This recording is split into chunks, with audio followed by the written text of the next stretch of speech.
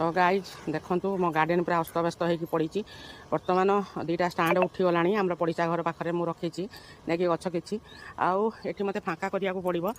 जेहेतु ये सब उठे सारे ये सब गमला था आपने आग ब्लॉग कि आग भिडियो देखिथे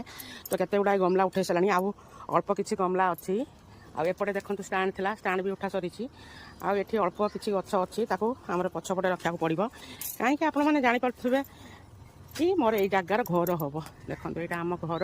आजबेस्ट घर तो ये आम घर हम ये जगार दी बखरा रूम बाहर जेहेतु गार्डन टाक उठे पड़ो दुख लगुच कौन करी ताहले घर तो करा पड़ो कारण मोर पुअर बाहाघर मु करी आगु को बहु आसो तो कौटी देखु माने भल लगुनि कौन करी बाध्य को उठाऊँ शिमला मिर्चर के लंका सब फुल कषि धरी बैगण गचर बैगण सब हो फुल गच जी मंदार गोलाप